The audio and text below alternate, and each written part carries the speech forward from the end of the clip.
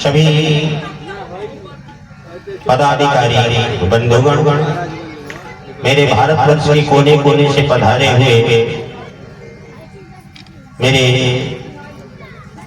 श्री शिव महापुराण के प्रवाचक बंधुगण, परिवार को सजाता है, लेकिन आपके इस घोरहट मझौलिया के ग्रामीण बंधु, आप सभी सहयोगी गण, कार्यकर्तागण ऐसा पुनीत कार्य कर रहे हैं कि लोक भी बनेगा और परलोक भी बनेगा। लोग हम अपने धन वैभव पराक्रम पुरुषार्थ के माध्यम से बनाते हैं, लेकिन परलोक कैसे बनाता है? आप यहाँ से कोलकाता जाते हैं, दिल्ली जाते हैं, मुंबई जाते हैं, तो सबसे पहले आप विचार करो, हमारा टिकट रिजर्वेशन होता है, वो भी कन्फर्म चाहिए, वेटिंग नहीं चाहिए, आयासी नहीं चाहिए। बोलो भाई, झूठ तो नहीं बोल रहा भाई? मैं झूठ बोलूं ना तो आप रोक सकते हैं। बोलो प्यारे से राधे राधे। अरे आप लोग तो ऐसे बैठे हैं ना जैसे स्टेशन में किसी की अटैची खो जाए। किसी की अटैची तो नहीं खोई है, अथवा ऐसे बोल रहे हो जैसे महीनों से अस्पताल में भर्ती हो और डॉक्टर साहब आकर के पूछता है क्यों जी, क्या हाल चाल है? तो मरीज मरे मरे शब्दों से कहता है क्या करे डॉक्टर साहब। अरे भगवान के दरबार में बैठे हो, जरा सीना तान के बोलो, बोलो प्यार से राधे राधे। आवाज बुलंद नहीं है, यहाँ से माझी तक, छपरा तक, और इधर बाबा महेंद्रनाथ तक पहुंचनी चाहिए, बड़े बुलंदी से आवाज। श्री राधे राधे। प्यारे देवियों, बड़ा पुनीत कार्य है। भरद्वाज ऋषि से भगवान श्री राघवेंद्र सरकार कहते हैं, महाराज आप रास्ता बताओ, हम किस मार्ग से चले? तो हमें रास्ता किसके बताए हुए अनुसार चलना चाहिए? आप अनजान शहर में जाते हैं, अनजान नगर में जाते हैं, रास्ता नहीं मालूम है, तो पूछते हैं कि किस रास्ते से जाएं ताकि मंदिर तक पहुंच जाए। तो बताने वाले कुछ ईमानदार भी होते हैं, कुछ उपहास करने वाले।